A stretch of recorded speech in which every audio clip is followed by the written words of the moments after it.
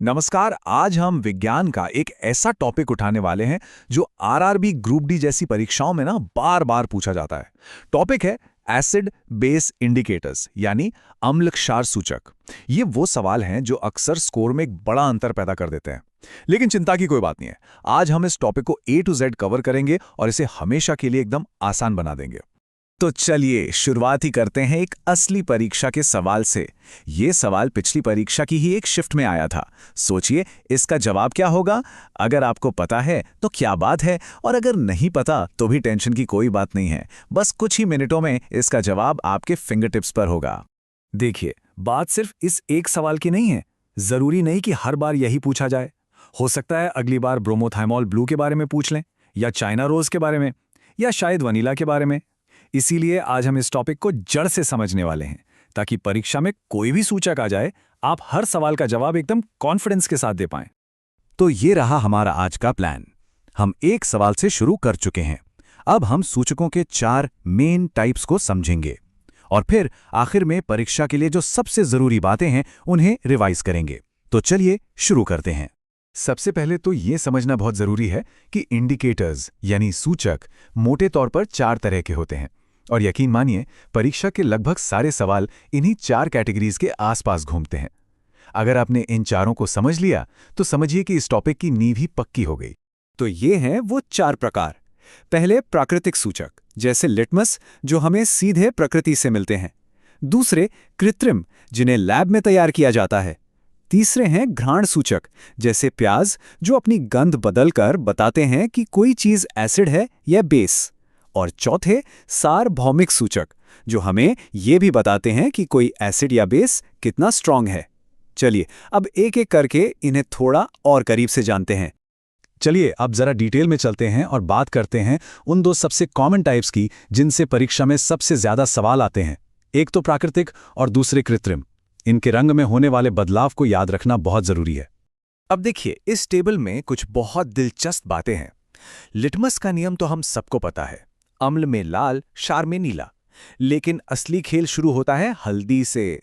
हल्दी एसिड में पीली ही रहती है, कोई चेंज नहीं। पर जैसे ही उस पर कोई बेस जैसे साबुन लगता है, वो फौरन लाल भूरी हो जाती है।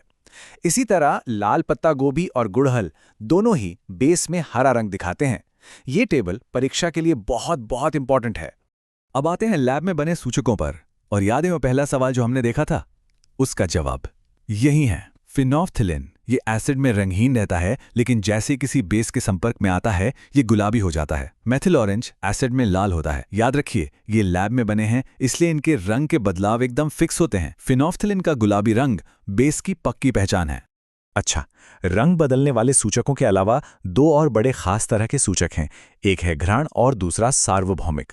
ये थोड़े अलग तरीके से काम करते हैं, लेकिन परीक्षा के लिहाज से ये भी उतने ही जरूरी हैं। घ्राण सूचकों का फंडा तो और भी सिंपल है। प्याज, लौंग या वनीला, इनकी अपनी एक तेज गंध होती है ना? अगर आप इनमें कोई एसिड डालेंगे तो इनकी गंध पर कोई असर नहीं पड़ेगा, वो वैसी ही रहेगी। लेकिन जैसे ही आप इनमें कोई बेस मिलाते हैं, इनकी गंध पूरी तरह से गायब हो जाती है।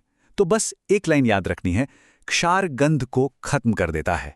अब बात करते हैं सबसे एडवांस सूचक की, सार्वभौमिक सूचक। ये कोई नॉर्मल इंडिकेटर नहीं है। ये सिर्फ ये नहीं बताता कि कोई सोल्यूशन एसिड है या बेस, बल्कि ये उसकी ताकत भी बताता है। मतलब वो कितना स्ट्रॉन्ग एसिड है या कितना वीक बेस है। ये एक पीएच पेपर होता है जो अलग अलग पीएच वैल्यू पर अलग अलग रंग दिखाता है। अब इस चार्ट को रटना नहीं है, समझना है। चलिए बीच से शुरू करते हैं। पीएच 7 यानी न्यूट्रल, जैसे कि पानी। इसका रंग होता है हरा। अब जैसे जैसे हम एसिड की तरफ जाते हैं, यानी पीएच कम होता है, रंग पहले पीला होता है और फिर गहरे लाल में बदल जाता है। और जब हम बेस की तरफ बढ़ते हैं, यानी पीएच 7 से ज्यादा, तो रंग नीले से होते होते गहरे बैंगनी में बदल जाता है। यह चार्ट आपको परीक्षा में नहीं मिलेगा, इसे दिमाग में रखना होगा। बहुत बढ़िया, हमने सभी 4 तरह के सूचकों को समझ लिया है। तो चलिए अब फटाफट से वो सारे की पॉइंट्स देख लेते हैं जो परीक्षा से ठीक पहले एक क्विक रिवीजन के लिए आपके बहुत काम आएंगे। ये आपकी फाइनल चीट शीट है। चलिए इन 6 सबसे जरूरी बातों को दिमाग में फिट कर लेते हैं। लिटमस, एसिड में लाल, बेस में नीला। फिनोल्फ्थालीन, बेस में गुलाबी। मेथिल ऑरेंज, एसिड में लाल, हल्दी, बेस में लाल भूरा, घाण सूचक यानी प्याज या वनीला, बेस में गंध गायब, और यूनिवर्सल इंडिकेटर, न्यूट्रल सॉल्यूशन में हरा। ये वो पॉइंट हैं जिन्हें बिल्कुल भी नहीं भूलना है। तो अब बताइए, इस पूरी बातचीत के बाद क्या एसिड बेस इंडिकेटर्स अब भी मुश्किल लगते हैं? शायद नहीं।